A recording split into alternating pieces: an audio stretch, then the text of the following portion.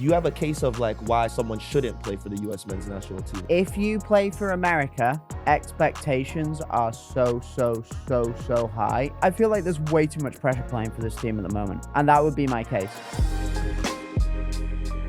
We're honestly blessed to have you on the pod today, man. And we want to talk a little bit about US soccer growing so rapidly, both locally and abroad, with the MLS growing at such a fast pace, with the World Cup coming next year, the Club World Cup this year as well. How has the MLS influenced the growth of American soccer now that you're currently playing in the league? Yeah, the growth of soccer here in the US is just incredible right now. I think there's so many places I go to and I see people or especially kids playing soccer, and that's just the nicest thing to see, you know.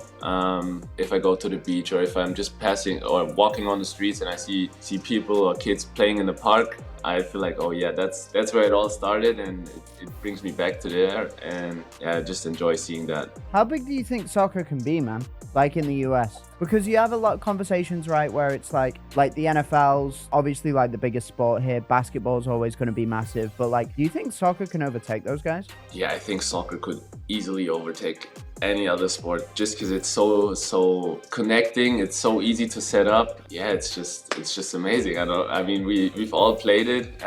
We all love the game, and we can't see we do see what it's capable of. It's been growing so much already, and I hope it will continue growing like that, and then it's going to be the biggest sport in the US. What do you think about players abroad going to MLS, like yourself, you know, Olivier Giroud, some of these guys, you know, who have European experience and are coming to MLS and making the league much better? What are some things that you have seen in the league grow, like yourself playing in the league? Like, for example, back in the day when David Beckham was in the league, they were flying regular, like, economy flights with David Beckham sitting in, you know, first class. Now you guys are getting chartered planes. Like, what are some of the things that you were like, oh wow, like Major League Soccer actually has the facilities, the things in Europe that a lot of people typically think that we don't have? The facilities, like you said, are just crazy here. You're training under the best conditions. You have amazing facilities. You have cool stadiums. You have so many possibilities of where you are at the highest level already, especially compared to other countries in Europe. That's what's making the MLS so special right now. If we continue to have these conditions and maybe get a little stronger on the international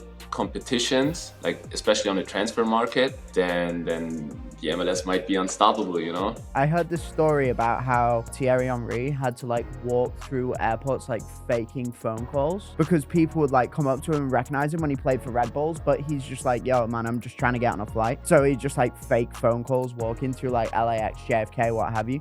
And I suppose my question is though, if the league gets bigger, don't you maybe like lose some of like the anonymity as a player? Like, do you know what I mean? Like fewer people recognize you maybe now, but then maybe you're a bit more visible. Is like maybe that difficult as an athlete when you're like, you just want to be like, yo, leave me the fuck alone? Yeah, I just spoke about that with a friend yesterday about being anonymous in public. I think that's a real blessing here in the US because soccer isn't that big right now. Like we also said, the conditions under which we are traveling right now are something different now, and yeah, it's also cool to get recognized sometimes, you know. I'm not gonna lie. If I'm a player, I'm trying to get recognized, bro. Yo, Raheem, that's you. Hey, yo, that's me, gang. What's good? You feel me? Of course, I can't imagine it being very annoying if you're getting recognized everywhere. But like sometimes, if I see people here on the streets and they're like, "Yeah, let's go LAFC," I feel like, okay, yeah, that's cool. Nah, that's cool. That's cool. I'll give you that. And obviously with you having dual nationality, you know, both German and American, how did the process kind of go about who you were going to select to play for? Because I remember even watching when you were younger, you were playing on the Germany youth national teams, and then you eventually get called to play in the US. What is the difference between Germany national team camp and American national team camps? Oh, I would say the biggest difference are the vibes.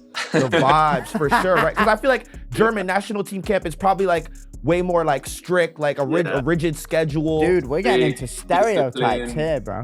Of course, we're disciplined here in the US too, but it's just being disciplined in a more chill way than it is in Germany, you know. I can't really explain it any better, but what I always say is, like, when I compare Germans to Americans, I always say the mentality of the people is different. In Germany, people are living to work, and they're very work focused and disciplined and like stuff like that. And in the US, people are working to live. So they really enjoy the good sides of life too. They of course, they know they have to work, and they do work hard, but they still know when to enjoy life too and have some like quality time, you know? It's really interesting that like that even went for like you were seeing things of that cultural, like things in Germany that were like culturally like that happening to the regular people but happening in national team camps. You were seeing some of the traits of like the typical German person start to come into camp, which is very interesting to me, because when you first went to the US men's national team, for example, did it feel like for you when you first walked into those doors you felt more just welcome or more open? For sure. I felt so welcome from the very first second, and it was just a really cool environment. All the people were super chill, super welcoming, super warm-hearted. Yeah, it just clicked from the very first second. Did it not matter in a way, like, because obviously like there are a lot of dual nats like in the US, right? Did it not matter that you'd played a bit for Germany or like your background was in Germany, that kind of thing? Did no one really give a They were just like, oh, he's just here to help the team, that kind of thing? No, it didn't matter at all. They were all super chill and very interested in it too. Yeah, they heard a couple stories and they're like, man, I'm trying to move to Germany. Where do you think that loyalty kind of comes from the US men's national team? Because I'm Canadian myself, right? So I moved to the US when I was 9 years old, but I have dual citizenship as well, both Canada and both US. So I was able to play for the Canadian youth national team and the US youth national team. For me, it was interesting because I could spend 1 week with the US men's national team under 17s and then the next week be with Canada, right? Yeah. So, but I felt loyal to both of them at the same time, you know, but for me at the same time, I had to really like evaluate my options to see where I'd fit better as a player and as a person. So where do you think you got your loyalty to the US men's national team from? Do you think you got it from your family, or was it more of like a footballing decision? It was a footballing decision in the end, for sure, but I think the loyalty towards the US is coming from the culture a lot. Just by growing up in Germany and being different, obviously, because I always connected to the US somehow. It never felt like, okay, I'm cheating on any of the national Yeah, facts. you know. So I always connected to both of them, and in the end it was a footballing decision, but it was super easy to still feel like, okay, yeah, I am American now, you know. I love that, and I think it's a great experience to kind of go through as you're kind of developing like your what do you call it, your patriotism, right? You know what I'm saying? But I feel like Tom, do you have a case of like why someone shouldn't play for the US men's national team at all? Dude, you're gonna make me sound like the bad guy in front of the USMNT, dude. Hey, man. Okay, put it this way, right? If you play for America, expectations are so high at the moment. Like right now, and I'm like, oh God, I'm gonna sound like an idiot in front of Timmy.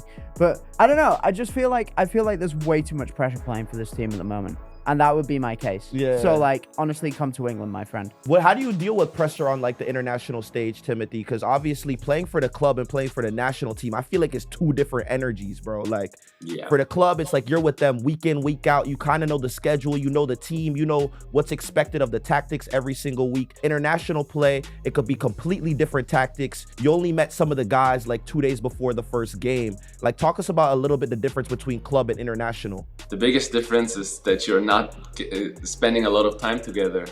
You don't know each other that well on and off the field, and you just have to get used to each other in a very short amount of time. Learning patterns or tactics or a style of play in this short time is very challenging and demanding, and you have to be very focused on it, and that's what's making pressure then in the end. Of course, competing on the highest level is something that's adding pressure too, but I think the short amount of time is the biggest challenge. So we're gonna play a little game now. You ready for this, Tim? You're gonna guess where these US men's national team players could have represented if they didn't choose to play for the US. Are you ready? Oh my God. All right. This one's evil, bro. First one, Malik Tillman. Ah, yeah. Okay. Germany, all right. Christian Pulisic. Pulisic sounds like Croatian. Yeah. No way. Okay. There's no way you pulled that out of nowhere, bro. No, I like that. I like that. Oh my God. Jesus Ferreira. Mexico. Try. I'll give you one more try. Jesus. I'll give you a hint. South America. South America. Colombia? Colombia. Yeah. All right. That's a good one, bro. Yes. Gio Reyna. No. I know that. Dude, the Geo Italy? one's tough. The Geo one's tough. Italy? No, I'll give you one more hint. It's in Europe. But that's about it. I can't give you another one, That's bro. a I feel like, stupid- yeah, that's I a can't give you any stupid more, hint. bro. Like, Gio Reyna's got like 23 different eligibilities, I know bro. he It's does. messed Spain? up. He is too. It's not Spain. It's actually Portugal. No. And I believe England too. And I England? believe England. Yeah. No, I should have known that about Gio, to be honest. Yunus Musa, and he has 3. England Yeah. and I will get mad if I hear it, but I can't say it. I'm gonna give you 2 hints. Yeah. All right. Yeah. You have England. There's 2 more. One's in Africa and one's in Europe. In Europe still. Yeah. What? And it's funny because black people aren't typically from here, bro. Maybe Spain? You're close. No. It's You're not close. Spain. Guess the African one though. The African one. Ghana? Ghana. Yeah. Okay. Hey. Boom. All right. So you got one more, bro. Dude, the European one was hard. The Europe. Yeah. This one's It's tough. not But Spain. He's you been said in Spain for a Spain. while, you know? Okay. When you think of Spain, what's the next country like after that people usually say? Yeah, it has to be Portugal again. Portugal Nah. or France. It's Italy, bro. He got them Balotelli roots. He got them Balotelli roots, my boy. You got Tim Weah. He has 3 as well. Liberia? Liberia, yep. France? France, yeah. Okay, what's the third one, Tim? Third one, I'll give you a hint. It's in the Caribbean. Jamaica. Jamaica. Let's go. Yeah. Let's go. Yeah. All right. Last but not least, bro. I don't know if you're gonna get this one, but it's gonna be tough, bro. Matt Turner. This one's so evil. This one's hard, This bro. one was so evil. Matt Turner has a nationality, and I'll give you a hint. It's like a random European nation, So that's not really, just so you know, that's not a like a hint at small all. one. Matt Turner. Oh, I will completely guess. Northern Ireland. Northern Ireland. You know what's crazy? That's actually not a bad shout, but it's Lithuania. Oh my God. Yeah, random, bro. So random. Yeah, that is very. You're gonna have to ask Matt about that. Yeah.